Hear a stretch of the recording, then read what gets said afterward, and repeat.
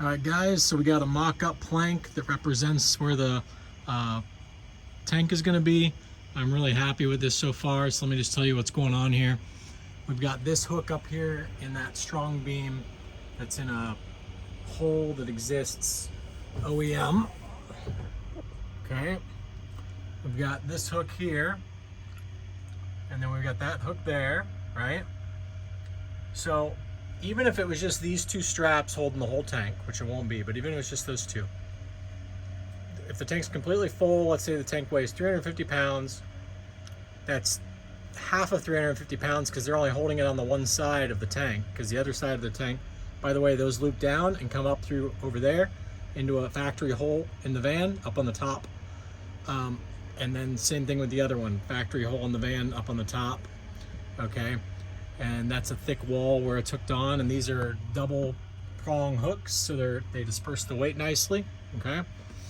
But anyhow, so what I was saying is, even if, you know, we only use these two straps, so I'm going to use more.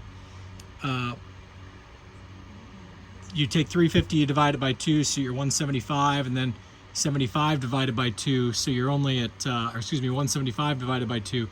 So you're only at, what is that, about 90 pounds a piece, you know, 88 pounds, something like that, 87.5. So the point is, you know, and these are 1,000-pound straps. These are nice straps. Okay, so the point is, you know, that would work as far as the ceiling's concerned and stuff, but I'm going to have all kinds of double redundancy. So I'm going to have this one that comes down. Now, granted, I'm probably going to end up trimming this back.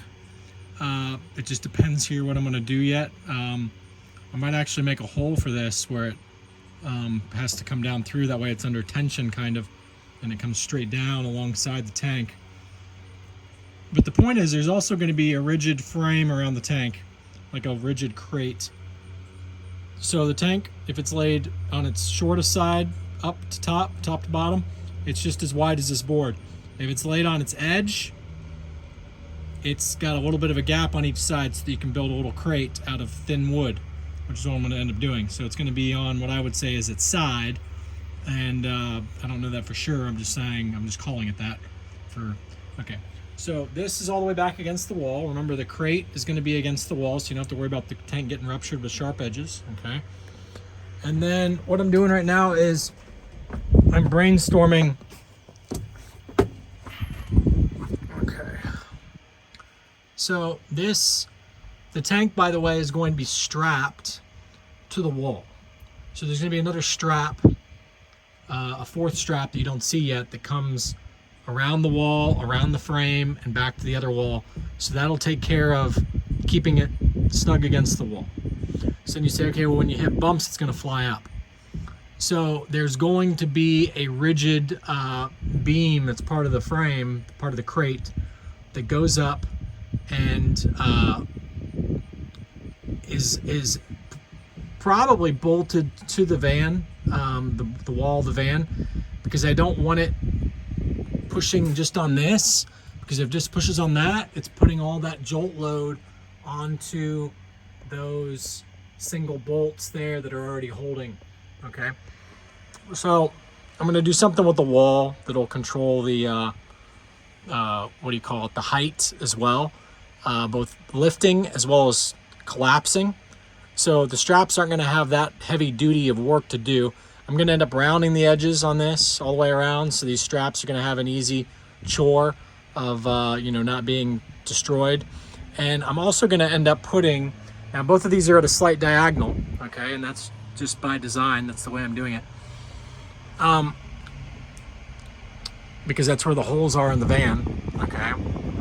So as you can see, if I look at this one square, it comes up as a diagonal to that, and it goes up as a diagonal to that, okay? So they're diagonaling back and forth from each other. But what I'm going to end up doing is I'm going to take some strips of like oak or whatever, just some little strips, and they'll be the guides, and they'll be sanded and smooth, but the point is, once you tighten this up, it's not going to be able to jump across those strips, okay? So in addition to all that, okay, so this one here, here's it's not the end of the world, but here's my current dilemma.